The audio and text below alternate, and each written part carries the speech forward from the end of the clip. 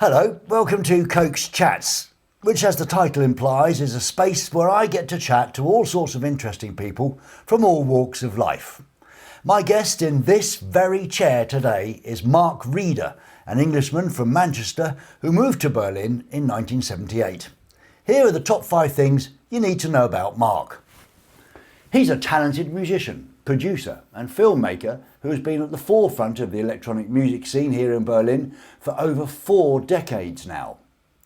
He helped launch the superstar DJ revolution, remember that, in the 90s, by steering the career of DJ Paul van Dyk. Now, although he's too modest to proclaim it himself, Mark was undoubtedly a key player in the explosion of techno in Berlin and indeed outside Germany. In fact, after the fall of the Berlin Wall in 1989, Mark made it his personal mission to spread techno and other Western music to the music-starved youth of the Eastern Bloc. A noble deed indeed. In 2015, he was heavily involved in the production and featured as the main protagonist in a hit documentary called B-Movie, Lust and Sound in West Berlin, 1979 to 1989. It's a celebration of music, art and total chaos, and a fascinating chronicle of a time when everything was possible and nothing was off the menu. Mark's contributions to the electronic and underground music scene in Berlin and beyond have been truly significant and can still be felt today. He's a local hero and a legend beyond Germany's borders. Mark is also a kind, thoughtful and positive soul, and I thoroughly enjoyed meeting him. I hope you do too. Hello, Mark. Hello, Ray. Nice to see you again. You too. So the last time we saw each other was like in the 80s, in the middle of the 80s. It's a long time ago. I know what brought you here, like in 1978, you're here to Berlin, but I don't know what kept you here this long. A lot of different things, really, I think. You know, little things, but it's like the East, certainly, yeah? The East, not just East Berlin, but Eastern Europe definitely kept me here. So, because nobody knew anything about the East, and nobody wanted to know anything about the East. And I thought, you know, all these people over on the other side of the wall, they would like to have some kind of connection in some way, for sure, you know, like with the West and Westerner. And I just wanted to make my friends, the people who I got to become my friends, I just wanted to make them happy, really, you know. I could see they lived in this kind of oppressive communist world, which was like restricting every movement for freedom to do anything, you know, and I was like, how can I alleviate that misery a little bit by bringing them some happiness and give them some kind of like motivation, really. Did you see yourself as some sort of, probably not when you were younger, but if you look back on it, were you some sort of ambassador? No, I'll never look at it like that. I mean, because I wasn't ambassadoring anything. I was just hoping that I could inspire them and hope that they wouldn't give up hope.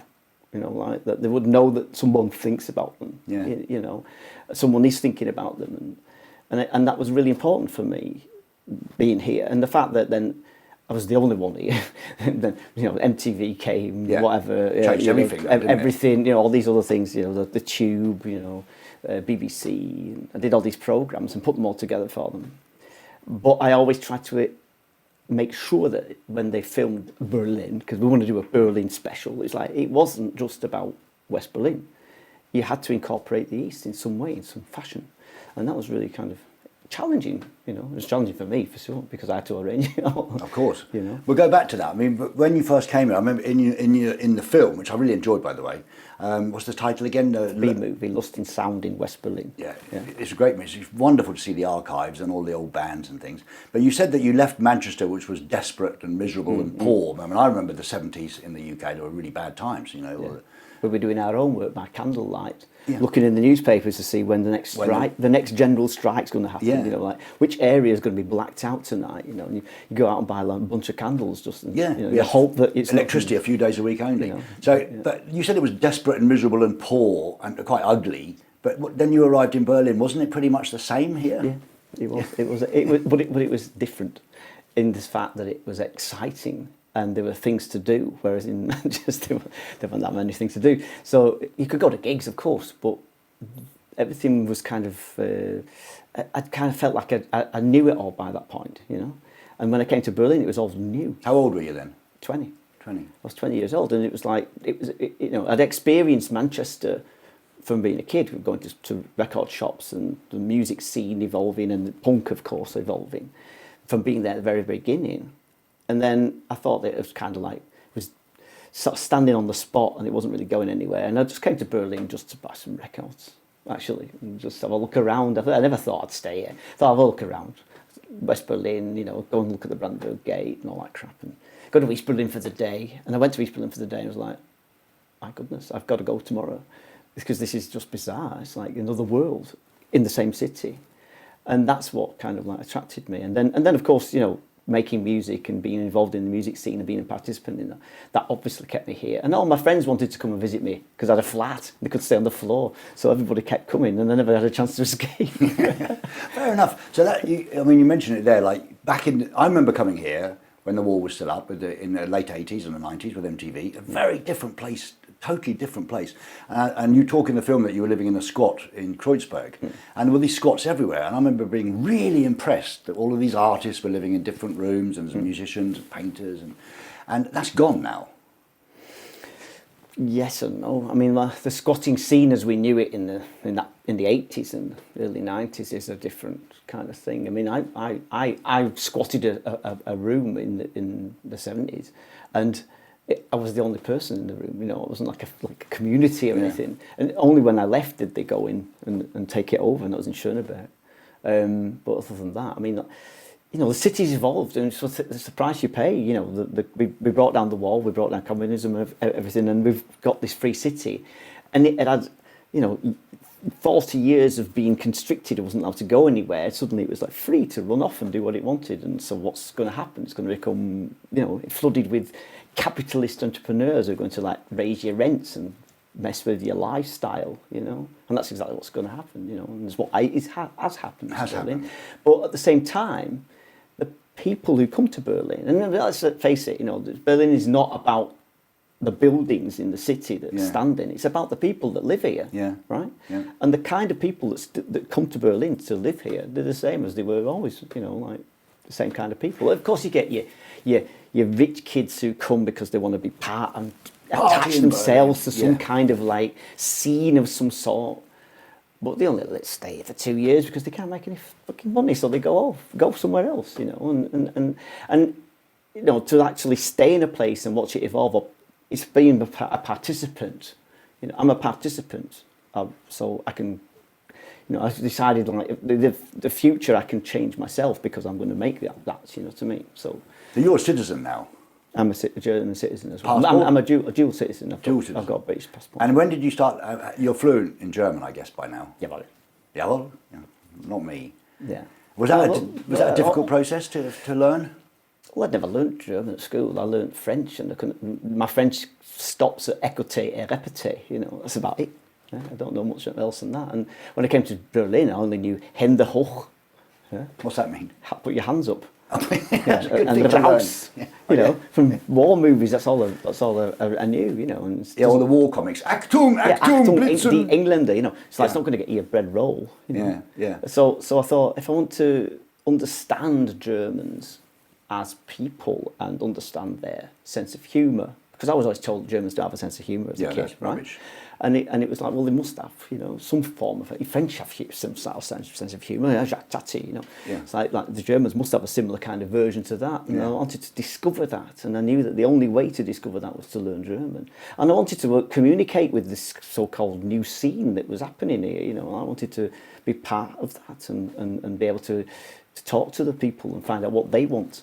But that surprised me because you've always been about, you talked earlier about people, you know, giving them freedom or talking, there is freedom and music as an expression of that. But when you left England, that was when I became who I was because punk was just happening. There was something to fight against the system. Yeah.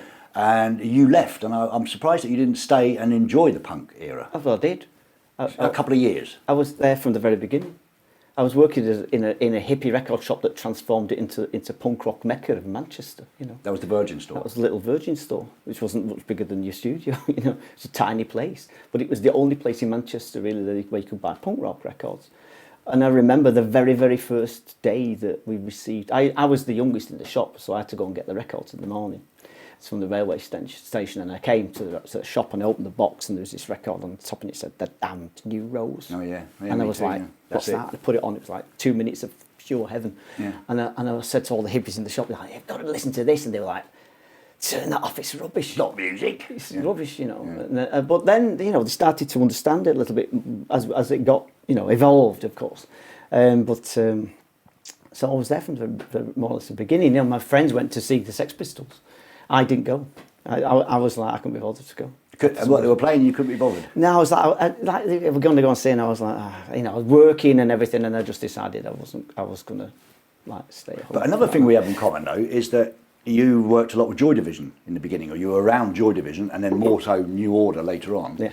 And you knew Ian. Yes. And so did I know Ian. Yeah. I mean, on different. I was in Belgium, and I was actually good friends with Anik. And was actually more than good friends with her. And that was when she was having an affair with Ian. Mm. And you knew him quite well?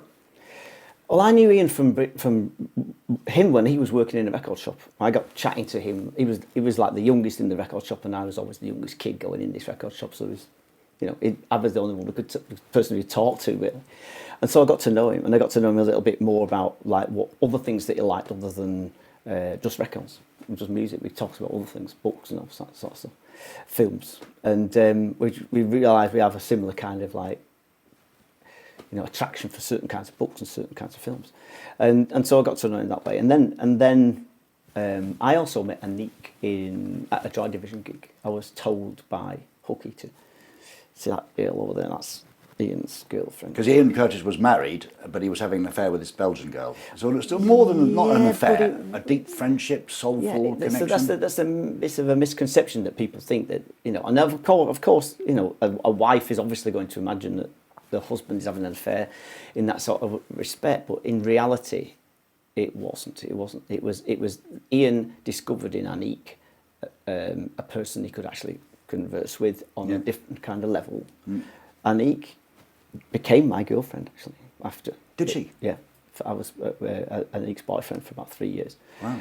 Well, that it only manifested itself after Ian's death, and she had no one to talk to. Yeah, no one in the kind of factory camp really wanted anything to do with it. No, she was persona non grata. She was a bit kind of like output, you know. And because I'd met her at a Joy Division gig, she was like, she wrote me a postcard and she wanted to meet me and have some kind of conversation because she knew that I knew Ian, so she was like, I need to talk to you.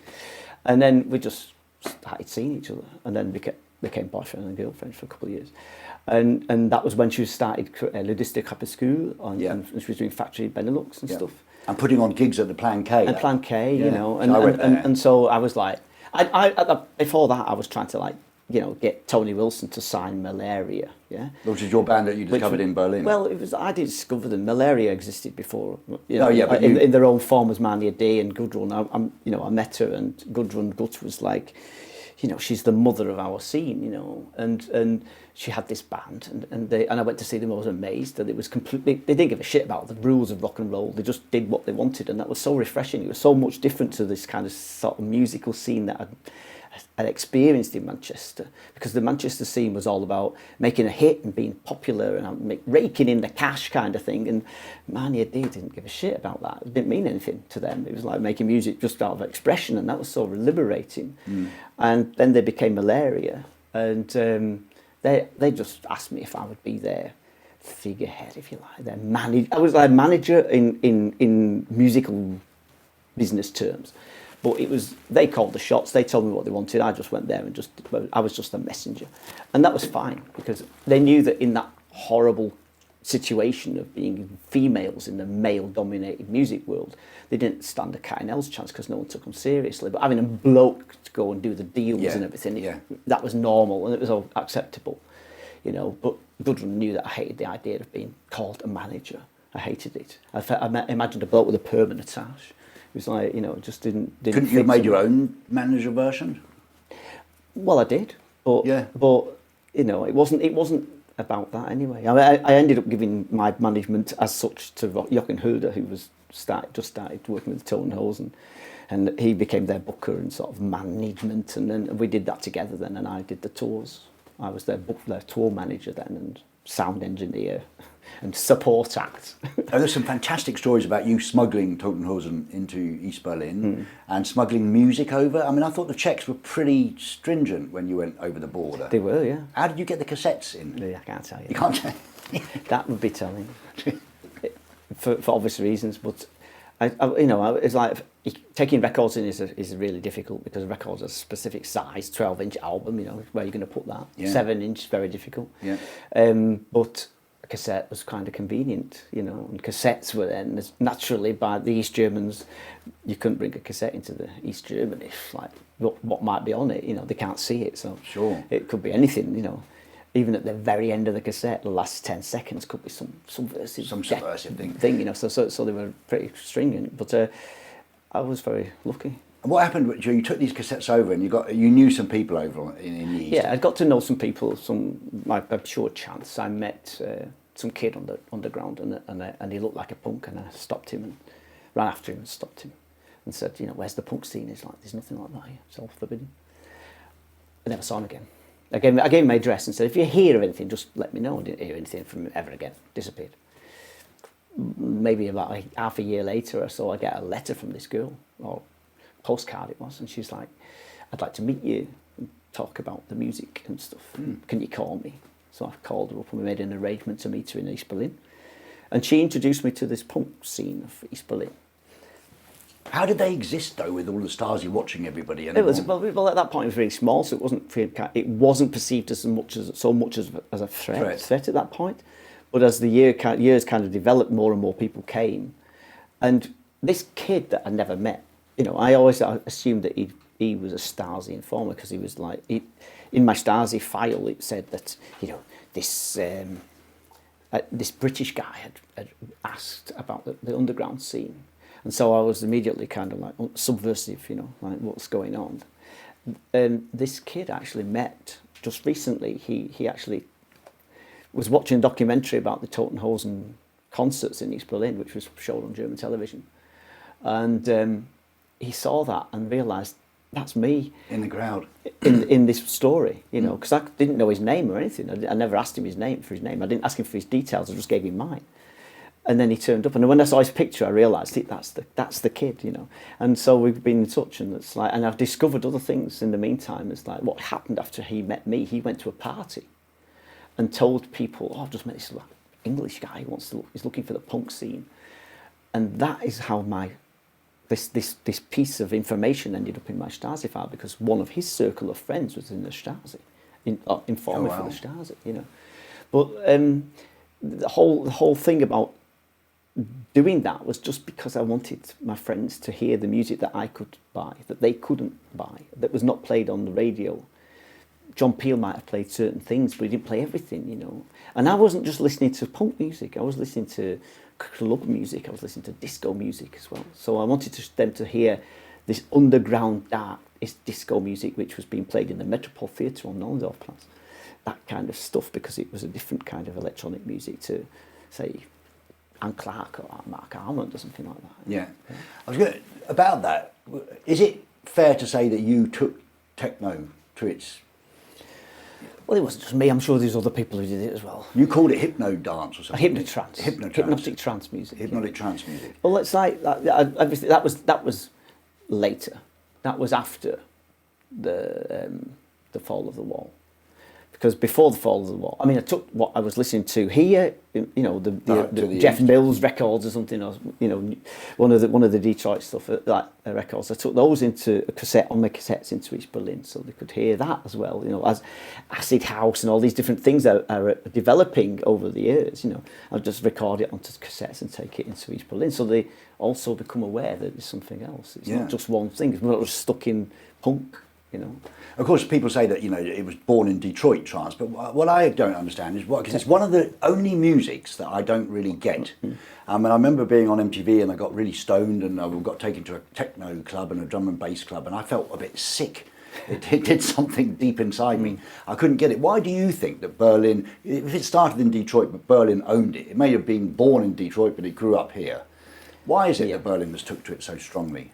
Well, the fact that the people from Detroit came here and played at Tresor, was one factor. But the fall of the Berlin Wall unleashed a whole generation from the shackles of like communist dictatorship. So for the first time in their entire lives, these kids, you know, could decide what kind of music they wanted to listen to.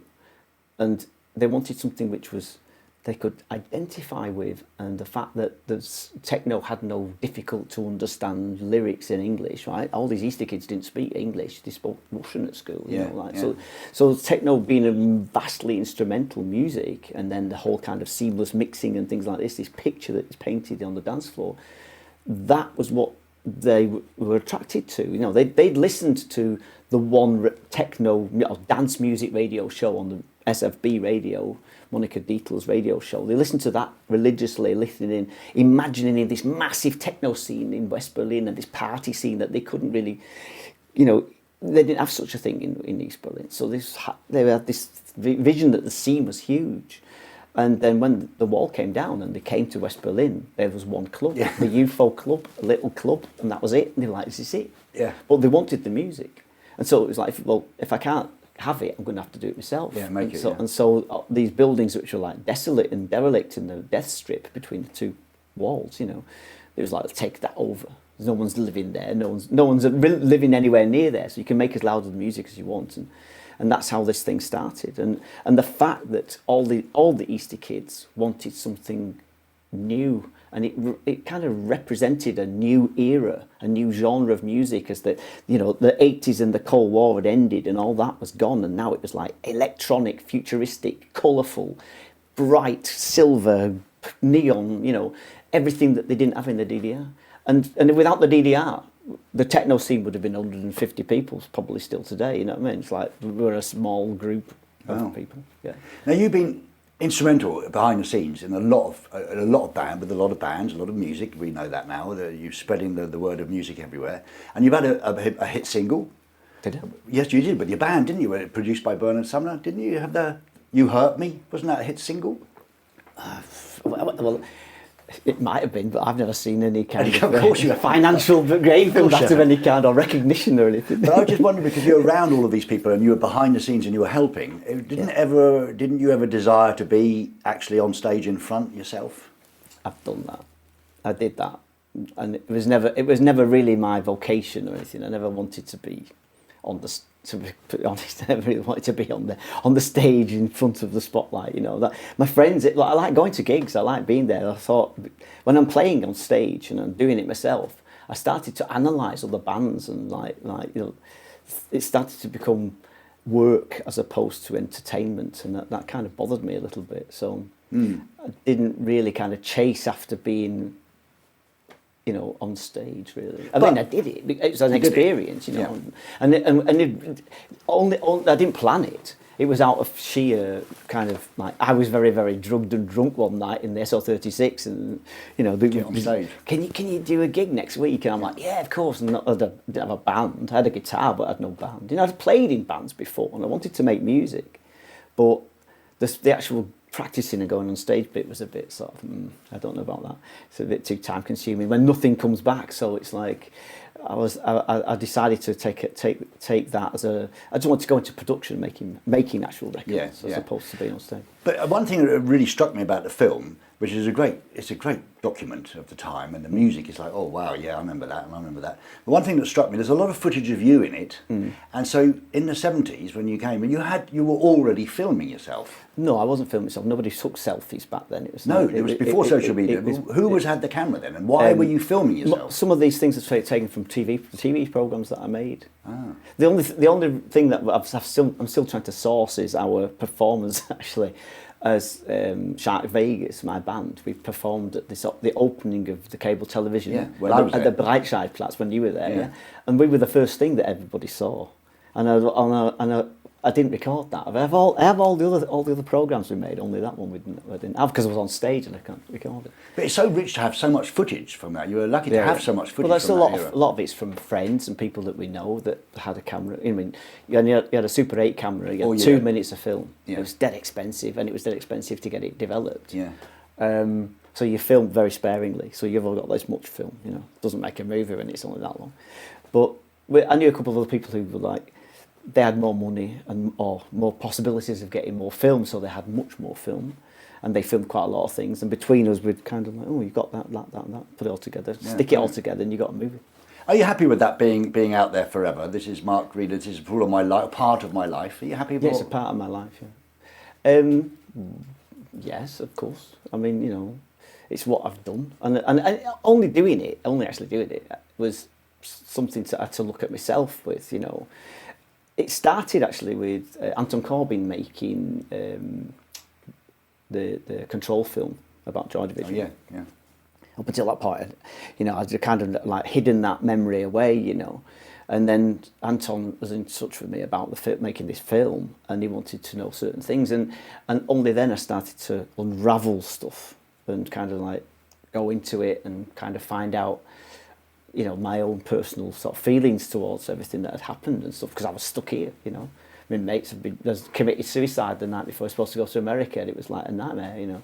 Oh. And it was like this post-traumatic stress disorder that people have after death. It's like I never addressed that at all. And so doing this film with Anton and giving him doing research and different things, it gave me a moment of kind of reflection, and it was like therapy. And I realised I have to write these things down, so I started writing stuff down, and that only then, when I came to do B-movie, which was initially I wasn't supposed to be in it. Yeah, it wasn't even planned as being this film.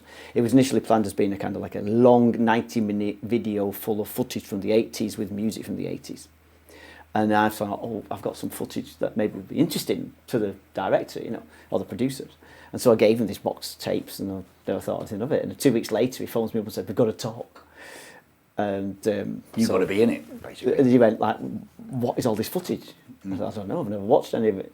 I don't know what's even on the tapes. No idea." And he's like, "We've changed our plan. But how would you feel about if we make the film about West Berlin, about your version of West Berlin, how you saw it?" Well, you were here when Iggy and David was here. Did you ever meet them?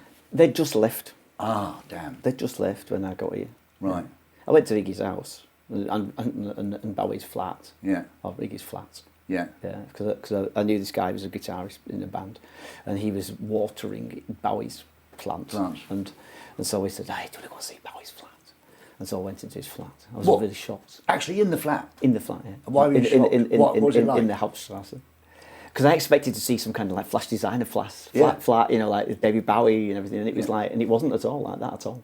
It had this kind of really cheapy carpet on, and this like really sort of 60s wallpaper, you know, gold flowers and stuff. And it was really weird, and like I expected to see sort of fashionable, you know, artistic, you know, but it was like he'd left it just as he found it.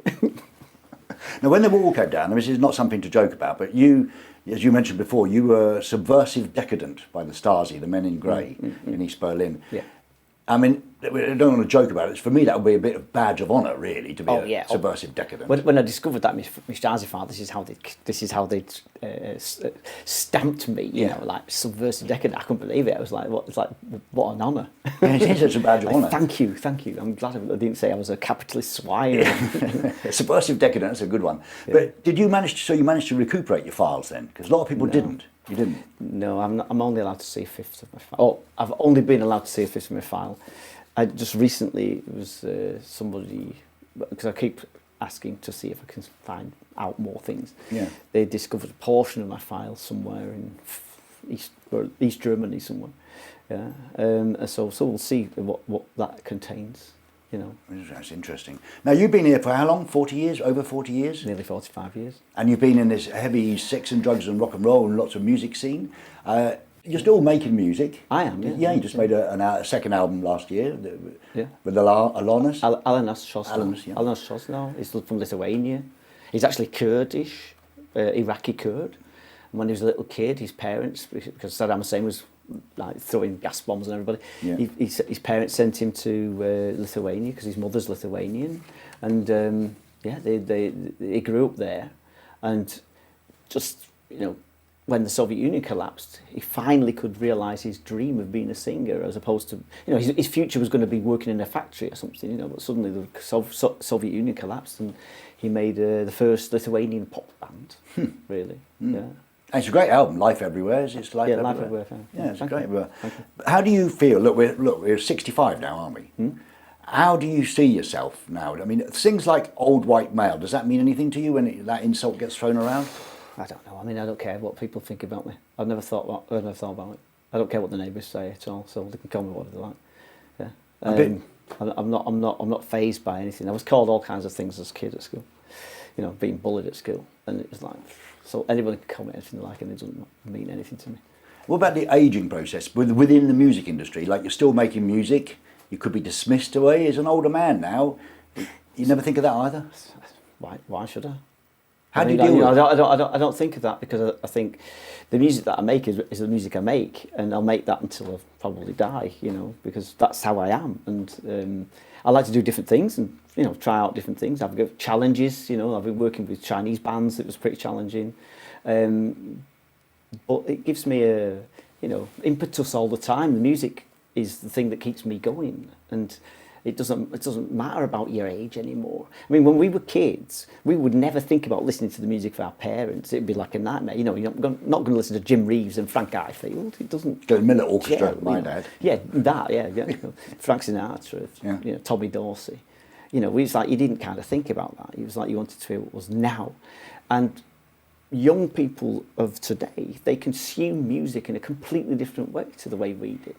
And so they hear on Spotify, people who listen to this, you know, and it's a mixture of all different genres from all different times. And that is why it doesn't really matter. You know, the Rolling Stones are like, you know, not 70 odd years old, but they still attract young people to the gigs. Still fill stadiums, and everything. So age doesn't really play a role. In music, age doesn't play a role. Look at classical composers, Beethoven, Mahler. You know, does age play a role in the fact that they made music back when, you know, in 1800s or whatever? It doesn't mean anything. When you look back at you, and especially on the movie, when you look back at you like partying all night long and staying up for 4 days, do you sometimes think? I mean, you survived, which is a great thing, and so have I. I've been doing the same, really. Do you sometimes think, I'd like to be able to do that again a bit, and I can't anymore because I'm 65? Well, I do. Pardon? I do. Well, so do I. I do. I don't think about, well, I wish I could. I do still go out, and, you know, I mean, it's up to the. I mean, I'm very lucky that, you know, people recognise me and let me in, because it's also like this old pervert doing in our club, you know. Yeah. But I think that you know, being part of the evolvement of this scene and city, I'm lucky that people will let me into their clubs and stuff. It's a wonderful thing to have achieved, isn't it? I always felt quite proud in Belgium, because I'm very famous in Belgium, been on TV a lot, and they always see me as the prodigal son returning. I'm very much part of their fabric, and you're the same here. Berlin, you say Mark Reeder, everybody knows who Mark is. It's quite a proud thing to have achieved, I think, for us, you know, foreigners. Yeah, but Brits. you know, like, I've never chased fame or anything like this, or wanted to be kind of like in the spotlight or anything like that. But I just think that it's happened now, sort of thing. I don't feel that. I don't feel like I'm in the spotlight. But I know that people like recognise me more because of the movie and the you know, the stories or whatever that film kind of like evokes. People look on the internet, YouTube, and then discover all kinds of interviews and stuff, and then they get some kind of picture, and, you know, that's very nice, you know. It's like, it's what I've done all this time, and so I hope that they can get at least something out of that. Yeah. If I tell them how it was and how it should be, you know, I hope that they can get something out of that. And I think that it's a bit like, yeah, I've learned something over the years doing this. I've never been successful, like, you know, so, you know, like my friends like Mick Hucknall or Bernard Sumner, you know, they've become hugely successful and stuff like that internationally and stuff. That's their life, you know. They have to deal with that and the consequences of that. And I never chased that, and I never wanted that. I was quite happy to have this gradual process. Yeah. And now I am at that sort of level where I can say, okay, you know, people know who I am. That's fine, as long as they understand what my motivation was. It wasn't about being a pop star or being, you know, famous. It was about giving something back. Really, you know, doing something to give back, and hopefully that they will gain something out of that in the future. They might not understand it now, but they might realise what it is in 25 years' time. You know, the next generation or whatever, they might find something in my music. You know, right now people, it doesn't mean anything to them. It's just something there. You know, it's out there, and it'll be out there forever, right? someone in 25 years might discover it and it might resonate with them, and that's fine. You'll be there forever. That would have been a good question to finish with, because I was going to ask you later on about your legacy, and do you start thinking about that as you get older? What will your legacy be? And I think that's pretty much what you've just said. I don't know. I don't know what's going to be, because life goes on, and for me, it's like the music is the driving force. It's always has been. It's been the driving force of my entire life. I've done everything that I possibly could do within the music business. I've been a doorman, I've been a sound engineer, a manager, record label owner, all these different things, and producer on stage. And I think I've had quite an overview of the music scene, and I've met everybody that could be involved in that scene, going to trade fairs and stuff like that. And I think that they always viewed me with certain sort of like suspicion, subversive, decadent, because my motivation was not the same as their motivation. I was never driven by that thing, which is money, and maybe fame and the trappings of what this business, especially presents, now, right? And especially more so now. Yeah. But I was never driven by that. I was always driven by the music. And in the music business world, you've got a lot of people who are just in there for one thing, for the position, the fame, or the financial side, and the fact that they're working for a major record label and they have funding without limits and stuff like that. But in the end, they only work for somebody else. Yeah. Right. Yeah. Then I have my own record label. I do everything myself. I do the designs. I do everything myself because I like doing that. It's part of my life doing all that. It's part of my job as well, in that sense. And I enjoy it. But I only work for myself. I don't have to. If it falls on its face, it's my fault. And if it's successful, it's my fault. But what about financially? Can you survive financially? Oh, it's really hard. It's really hard. And especially now, it's really, really hard. Yeah. But that's the challenge of, it's never been easy, and it's always been like that. My life has never changed in that respect. Mine neither. Do you know what I mean? It's like you've got this moment you think, oh, it's going to happen now. This is it, and it's like it's there, and it's like, oh, great, and it's just and in a sense, or you make it happen yourself. Well, you can torpedo your own kind of career as well. And I've done that. I mean, I hope you think of me in the same thought when you think I've never chased success and fame. It's a nice byproduct. You were part of something, and because you were on the telly every night, you were famous. You get that to people because and it's lovely. They saw your face. People recognise you. People are nice to you in shops and things, but. Had I have chased fame and money and all of that, I would have been living in Saint-Tropez by now. I always decided never to go down the commercial route.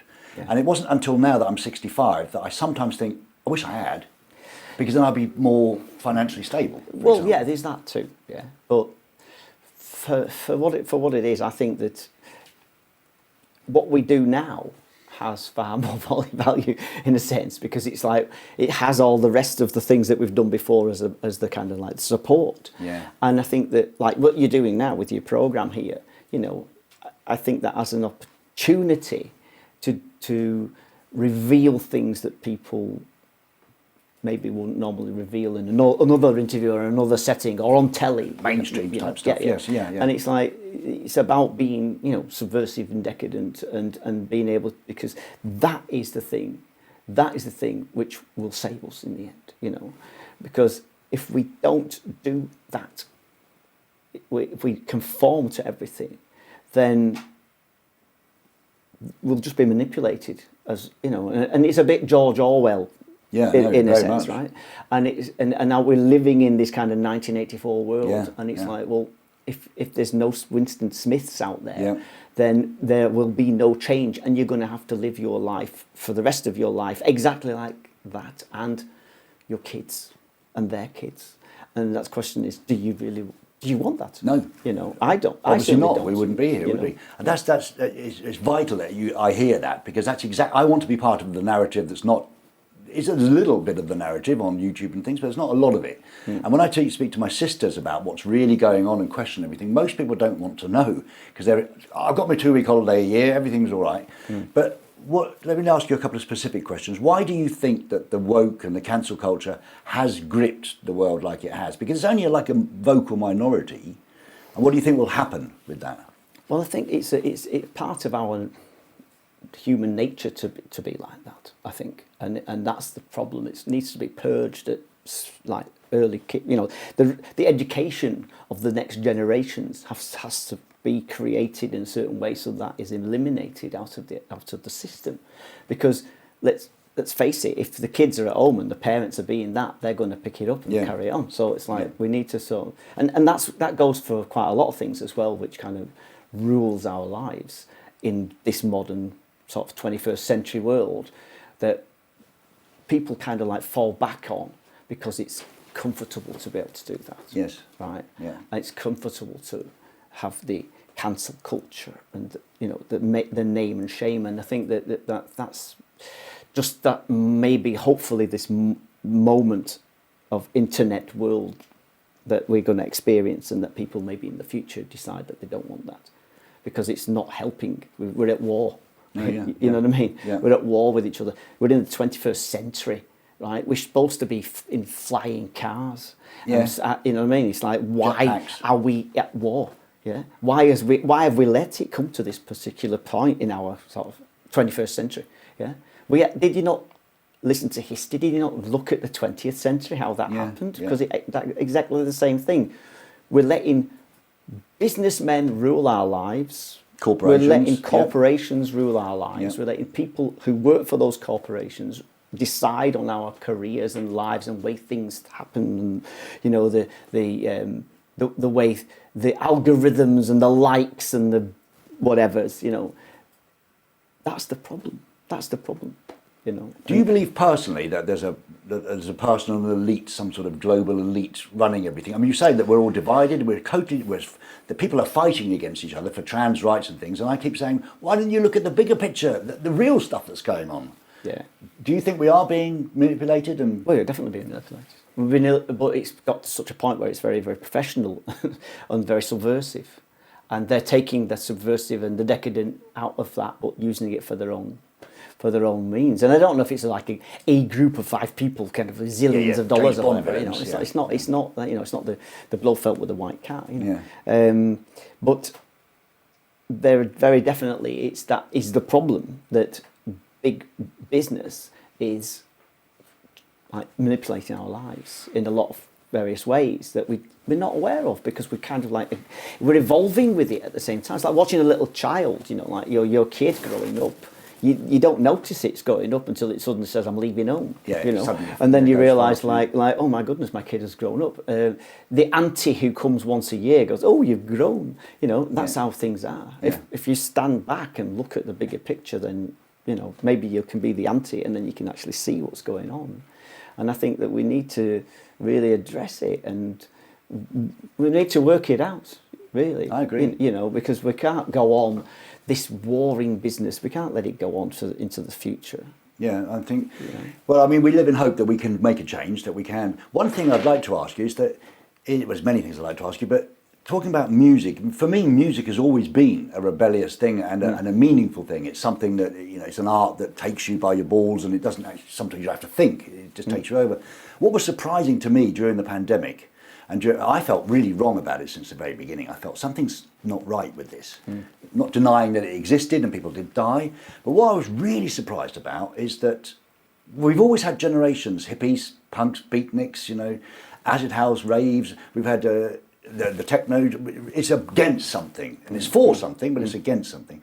No one came out during the pandemic. No bands came out and said anything. Hardly anyone. Did that surprise you too? I think everyone was shocked by it, because it wasn't your natural evolvement of things as we know it. It was suddenly a pandemic. We'd never been confronted with a pandemic before, and told to stay at home, and then all this kind of like lockdown stuff really kind of put people into fear mode. You could catch this and die.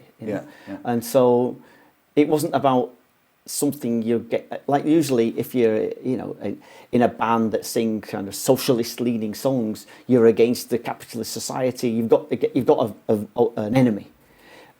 This enemy, coronavirus, was a virus. It was an unseen enemy. You couldn't see it. You couldn't you could do songs about the virus. But you could do songs about the control that the governments were. And everyone complied. Everyone had to comply in a certain way because we'd never been there before. Yeah, right? we didn't really know. We didn't know what is the right thing to do. What is it going to do to us? No one knows anything. Even now, really, it's like we don't really know. We've managed to contain it and kind of control it and bring us back to some kind of normality. But as we know, it won't be the same again, and things won't be the same. The prices of your toilet paper is not going to be the same again, ever. Right? That is the way things have kind of evolved because we had to go with that. We had no other options. The question is, what if another pandemic came? So how would we react then? Would we react exactly the same? No. It would be hell's like, We know exactly what to do for the next one. Yeah. And, eventually that might come, but it might not, I don't think they'll try it again because Well, it's that we can't say what the next virus is going to be and where it's going to come from. And who's going to make it or whatever, or whatever it is, whatever it is. But one thing that struck me in particular about Berlin, because I was here during the pandemic, the latter part of it, I always had this version of Berlin, it's rebellious. It's the last bastion of freedom, and Paris they can riot and protest. But I was really surprised. There was this Mietendeckel law where the rents were halved, and I thought that's fantastic because it's out of price, everything, rental and buying. And no one really protested about that. And then there was the pandemic, and no one really protested about that either. And I expected Berlin to blow up, and it didn't. No, I didn't. Why not? I didn't. I thought. You didn't think that? I think everyone was put into worry mode, coma mode, almost. It was like I said, there's no physical enemy. There's no kind of opponent to kind of. But the rent's halving, that was an enemy, wasn't it? There was the government who said we're going to halve the rent, and then some judge in somewhere said no, we're not.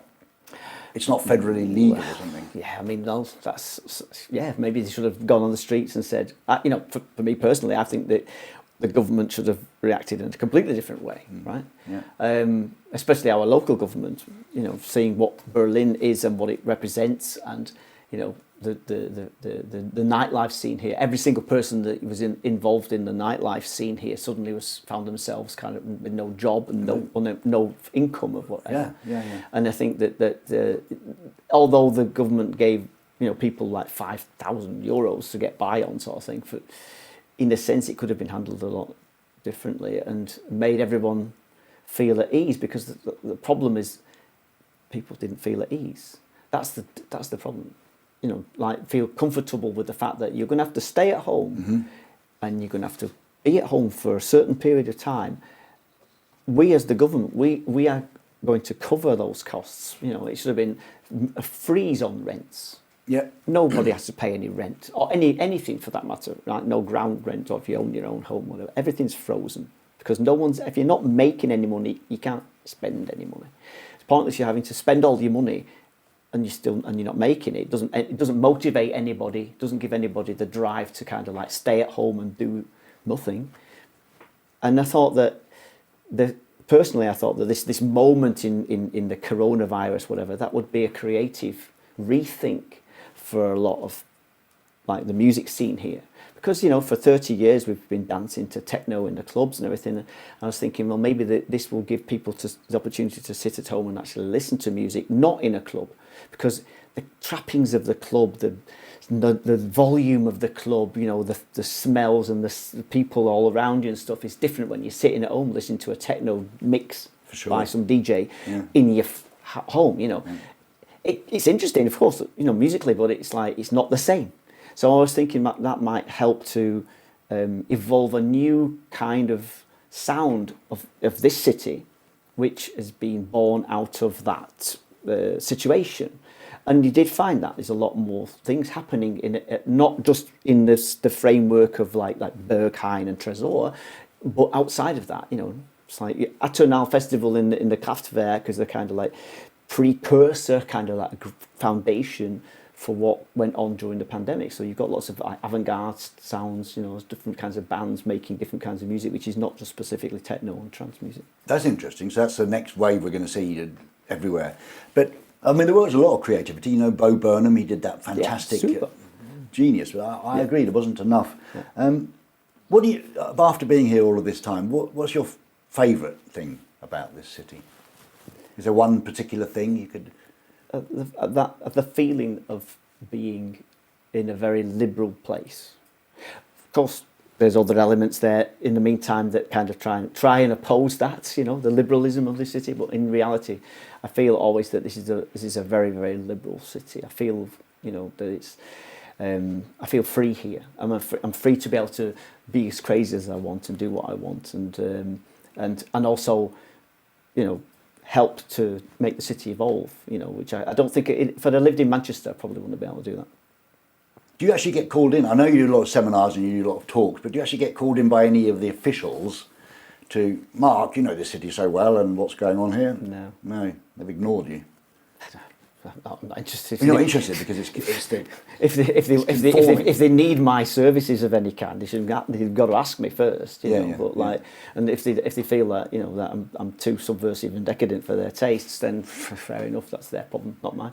Well, I love that. I totally agree, because I lived in Paris for 7 years, and if you walk down the street there, they all look the same in Paris, all the women and all the men. And if you walk down in, you know, leather or rubber or something, everyone laughs at them. Here in Berlin, I've seen some amazing sights in the street. You can be who you want to be. Yeah. Here. And you can be, and Berlin's a great place for discovery, self-discovery. That's what I think is really essential. It's like coming to Berlin, I found out who I actually am. You know. I haven't found that out yet, my identity. When did that happen to you? That you actually felt not comfortable in your skin, because that's a cis thing, but you know, I know who Mark Reeder is now. Yeah, I think I still have two identities. Just not so long ago, really, maybe when I got about 50 or so. Then I realised, okay, I've had half a century. I can look back at that, you know, and I've realised, okay, you know, I never did this or this or this, and I don't regret anything. Yeah, and I feel comfortable in my uniform. Yeah, what is the lovely jacket you got on? Well, see, I had this made in China. Oh, you had it made? Yeah, I designed it. I said I wanted it to have pockets like this and collar like this, and I went to the cloth market and bought some cloth and just got this guy to sew it up for me. Oh, it looks great. I'd get you to do some for me. Yeah. I mean, in the movie we see you walking around in a lot of military outfits. What sort of reaction did you get to that in Berlin when you were... Like, well, it was when it in the early 70s, early 80s, there was quite a lot of like hippie kind of mentality. So it was like a bit, what you dressed like that for, you know, because it was very, very anti-military Germany. You know, everyone who was here in Berlin, all the males had all escaped from, you know, conscription. Yes, that's why they came here, because you didn't have to serve in the army. Exactly, yeah. Yes, yeah. And so obviously, like someone dressed in military stuff was kind of like a red flag to them. But I like the provocation. You know, I like to give them something to think about. But you're probably too modest to say it, but you were actually right in the beginning of the superstar DJ stuff. Paul van Dyk and Westbam here in... Yeah, kind of like helped to create this mythology, really. Yeah. This the rise of the superstar DJ. It was a thing that I was kind of conscious about really early on when I first met Paul and he wanted to become a professional DJ, and I just said to him, well, if you are prepared to give 100%, then I'll definitely give 100%. But if you have to guarantee that you want to be and try to be the best DJ in the world, because I'm not interested in a second best DJ in the world. So if you can guarantee me that you're going to try to be the best DJ in the world, then I'll put 100% in for you. And that's exactly what I did. And so I knew in Berlin people didn't really like his sound because it was too kind of flamboyant, maybe, if you want, too colourful. Not dark enough. It wasn't depressive and dark and techno and industrial enough. It was a bit too fluffy and light. But I knew that the melodic side of the music that he was trying to present was also something that people in the UK would easily understand, because they didn't have the fall of the wall in England. We didn't have the fall of the wall in Scotland or Ireland. Yeah. So we had just our music scene, which we'd always kind of had since the 60s, and we invented the pop music scene. Where suddenly you've got something completely different happening in Europe, and had nothing to do with the Brits. And I think that I wanted to kind of connect the two somehow, in some way, bring that to the understanding between what we had here in Berlin to the people in the UK. So having a vehicle like Paul van Dyk, who was from the East, he's an Eastie kid, to put him onto an international platform and take him to the UK, and he's playing music that they can understand, because it's got hook lines in it, it's got melody in it, it's got something that they can connect with. That was the way of bringing the two things together. You know, the euphoria of the of the fall of the wall and the future. The 90s were going to be fantastic. The 21st century was going to be fucking fantastic. Why isn't it not fantastic? Yeah, Your fault. why is it not fantastic? It's your fault. It's your fault. Yeah, You're the messenger. But it's you know, the idea, yeah, was to try and change that, you know, and bring the two things together. And I think that's what we, you know. And now, of course, it's like, I mean, Tomorrowland in Belgium, this huge festival. I don't really get it because there's like 50,000 people in the field. I mean, I went to Raves and the acid house parties and took E like everybody else in England. But do you get that now, that how huge they are and how much money they get paid for what they do? Don't care? I don't care. Honestly, you get paid 100,000 or whatever, playing for 50 million people. I don't know. I mean, so it's something that I don't have any connection to that. I've seen it evolve. It's evolved. You know, this idea initially, you know, the idea of what I wanted to do became attractive and a commercial prospect. So other people got involved, business got involved. Mechanisms got involved which provided lots of money and generated lots of money, but I don't live in that world and I don't exist in their world. Yeah. You know, because I started it, created it, whatever for them, and then they can do whatever they like with it. Yeah, and look at what they do with it and watch what they do with it, and I just do my thing and they can go into the queue at the back.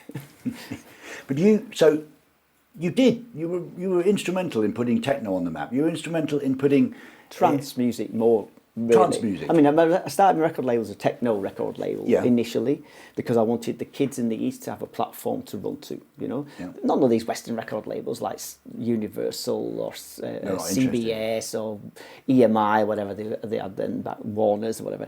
None of them were interested remotely in any music coming from the East or any of these Easty kids, right? They didn't give a shit. They just wanted to sell their back catalogue of like Fleetwood Mac and you know, Pink Floyd records and stuff. So those kids were like, you know, not interesting. No one's making music, and the music that the Easties had was like Karat and Silly and City. They weren't interested in that either. So it was like, well, where are the young kids going to be able to go to if there's no platform for them? Because they can't go to a major record label or any record label in the West and say hello. So I thought I'll create a record label that will give them a platform that they can use. Of course, I kind of anticipated it a little bit too much because, you know, in 1990, 91, none of these Easter kids had computers or synthesizers. They'd not learned that yet. It kind of was new for everybody still. Even for us, you know, it was still new. But we'd had them a bit longer, you know, and these kids couldn't, you know, first of all, they had to get their heads around that. So I had to wait a while until Paul van Dyk came out of the woodwork. But even then, he was just a DJ. He didn't have any musical knowledge as such, he couldn't play anything. So I put him in the studio with somebody who could, and then they started to create his vision musically as an audio, you know. Yeah. And then I took that to the UK and kind of got my friends in the UK to, you know, convince them, Rob Beacon he was called, convince him this is what you have to do. And then we had that transpollination. But that's what they became global, you know. But that's what I was getting to. So you see things. You see things. So where do you see? Do you have a vision now, or not a vision? That's probably too big a word. Do you see something now happening? Of course. Yeah. What's the next? What's the big thing? Well, it's not what is the next big thing, because that's not for me to decide. That's for the people who are making the music right now to decide. Yeah, it's their time is now. They have to utilize this particular situation that they're in right now to express themselves in a certain way. And you know, you don't have to like steal from some other genre or anything, but it's about using the other genres as your kind of inspiration and creating something new with that, and presenting something which kind of represents the general feeling of most people of your age group right now. And so we're in a situation very much like the one that we had in the early 80s, where, you know, we had a Cold War, East versus West, threat of nuclear holocaust. That's what we had in the 80s, and we made music in this city to express that feeling. Because of that, we had East and West fronting off every single day, you know, and it was like the music was like an expression of frustration, but also of, you know, creative expression. And that's what we have right now. We have a similar situation. We've got threat of nuclear holocaust, war just down the road, you know, our lives have been put into turmoil through all this. Everything kind of like becomes a chore. So we should use that as our form of expression to you know, portray the music in that certain way. Yeah, I agree. But do you have a gut feeling of where it's going to go musically? You have before. Well, yeah, but I didn't. You know, creating that idea, right? The trance idea was not something that trance. What is that? You know, I thought like in a club, it's all hypnotic and very kind of like repetitive. The drum patterns and things, and I wanted to take that sound and merge it with the feeling of euphoria. Because all these kids are taking ecstasy for the first time, all these Easter kids, you know, they've never taken drugs before, they've never been available before, amazing, all taking drugs before, you know, like they all fall in love with each other. You know, the 90s, the very beginning of the 90s, was really the only time I can say in my life where I actually felt that we're on our way now to a positive world, free world. We got rid of this hang-up of like, you know, East versus West, them against us. It was all, we're all in this together, and not together on the dance floor. We're all united together on the dance floor, in love with each other because we're all in ecstasy. And it was such a wonderful moment, and it looked so positive. And I wanted to take that feeling of melancholic euphoria, if you like, you know, and put that into the music so that it sounds all, you know, like almost like a film soundtrack to a club track. And that's the recipe for what I like perceived as being trance, really, in a sense. It was hypnotic. Jürgen Lahmann, who ran the Front Page magazine, said the hypno trance is far too long, and he just cut off the hypno bit and just left the trance bit, so that became known to the media then as trance music. But you know, the idea was to, you know, give a positive edge. Yeah, we'd had the kind of like industrial hardcore bit at the beginning. And we're back there now, right? We're back there to this industrial kind of thing and avant-garde almost stuff as well. And not conforming, because that's what the early 80s were about. It wasn't about conforming to any rules and regulations and that. And so, you know, hopefully that the younger generations making music, I mean, there's quite a few bands out there that are really doing really interesting stuff, you know. And I try and work with them if I can, and if they want, and give them a sort of a different like platform maybe as well, or give them a platform just generally. Yeah, cool. You know? Keep spreading the message as you've always done. Yeah. Now, before I finish, back to the AI stuff. We've done what? Confidence, empathy. What was the other one? Can't remember. I'll look at it. We've done. Honesty, empathy and confidence being super important according to the AI of the world now. And the next one is integrity, something really important for me personally. Yeah, of course. Yeah. I've got a feeling I've got to, you know, be true to myself. Yeah. And I've always, I mean, I was brought up, you know, doing to others as you would be doing to yourself, sort of thing, and or whatever, however that phrase goes. You know, and I kind of live like by that. You know, like I try and portray something so that I'll get it back in the same way. You know, when I was a doorman on the door working at the loft, you know, stamping people and checking their pockets and stuff, I tried to make it entertaining. I tried to make it like it was, you know, part of them going into a club. I'm sorry I have to do this, but, you know, make it so that it felt not intrusive or abusive, but it felt a joke, you know, and it was like, you know, you felt good when you went into the club to see the band because you're not being manhandled by some kind of heathen who wanted to just like making a different experience. You know, it's like gave you a different experience of going in the club. It was about, you know, feeling good, and that's, you know, I feel that's my inner feeling of empathy for and integrity and, you know, these things that this robot kind of spat out at you, you know. I can get that. Yeah. I think the great victory when you get older, I think for me personally, is it's two great victories: not to be on a load of medication from the doctor. I always love it when I go to the doctor. Say, what medication are you on? Not much. There's this. But the second one is, I think, very important. It's very easy for the life we've had and the people that fuck you over and let you down and in the business we're in. Is not to be cynical, and you don't have any cynicism, and I really admire that. Thank you. You're still really open-minded, and And I also believe in, you know, that the good of the future. I always try and look at the people and try and find the good in them, you know. everyone's capable of like bad and good, everybody, and I think that it's just like finding that good and nurturing that good, and that side has to dominate, in everybody, if they can, and it's just the way I am. Yeah, well, I mean, you full on passed the robot test, because the last one was open-mindedness, being receptive to new ideas and perspectives that can help others broaden their environment. So you've passed the robot test. I'm an algorithm now. Yeah, you are. Yeah, but yeah, that's it. It's like it's all part of this, and I try and help in whatever way I can. Like I don't have any financial help, but it's not about that. It's not just that. It's not that. You know? It's about passing on the knowledge. This is the only reason I do what I do, is to keep doing it. It's certainly not for the money, because there wasn't any money around anymore, unless I go to a commercial station or something. But my simple thing is to make people feel good.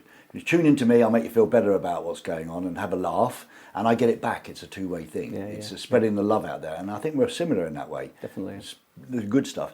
Finally, I must ask you, because I struggled with my girlfriend like mad when I first came here. I was living in Paris, then I was living in the south of Spain, opposite the ocean, so it's like very different. And I struggled and screamed when I came here, I don't want to be in Berlin, a bloody cold. I learned that you're supposed to have 3 winters once you've been through that, and you can survive it. How would you give me like a quick sum up of how to survive and how to thrive here? Because I mean, I am a bit more of I'm an older man now. I don't want to go out to sex clubs all night long. I can't do that anymore. I don't want to go to rave clubs and take E. I mean, I do, but I can't. I'm too old. How would you say to make Berlin your own, like you very much comfortable here? Well, there's lots of other things that are pretty here about Berlin. It's a very relaxing city, Berlin. It's not a hectic city like London or something. It's really relaxing. There's loads of places you can just go walking around. As an old bloke, it's like you can do that, and it's really comfortable. The summers are beautiful here. Winters. Well, I've seen really hardcore winters here where it was minus 23 degrees. They don't get like that anymore, do they? Well, thanks to global warming, of course not, and our environment has changed, the entire kind of ecosystem here as well. So I've seen the difference from minus 23 in the winter to going to like 18 degrees at Christmas. It's a bit shocking, really. Yeah. And I think that definitely is an issue for me personally. I've always been since I came here. I always recycled my trash. I've never had a car. I can't drive. I don't give a shit about cars. You never took your license? And I've never been interested in cars. Never. Well, me neither. I'm a motorbike boy. I had a bicycle. Yeah. And for me, it was always about Berlin was a great place because I didn't need a car. I could travel around on the underground or the bus. The undergrounds are brilliant, and if you had a driving licence, those share now cars, they're brilliant too. You don't need to own anything. I've lived my life without a car. So I have no intentions of getting one now, So what am I going to do? Walk about, bicycle about? Walk. What would I do in nighttime entertainment for a man of my age, you think? I don't know. Gigs? I love going to gigs still. I go to gigs. Yeah, I love gigs still. I go to gigs. Yeah. I go to gigs, and occasionally I go to clubs as well when it's something that I think is special, or to see a person DJing or whatever that I think, they're good. Called Brazil or someone like this. It's like he's good. Yeah, it's from Köln. He's a really good DJ. He always did. That's interesting. I mean, we could edit this bit out if it's too personal. You just tell me. But is going to a club when you're straight the same as going to a club when you're off your face on ecstasy? It's not. No idea. You've no idea? I have no idea. Because you've never been straight to a club? I wouldn't want to go straight to a club. I could go straight from home to the club. Fair well, enough. That's the only bit of straightness that's going to be in the club. Right, I better have a cup of tea. Mark, it was lovely to see you again after all these years. It's been really lovely to chat to you. You too. Thank you. Lovely to see you. Take care. Thank Lovely. You.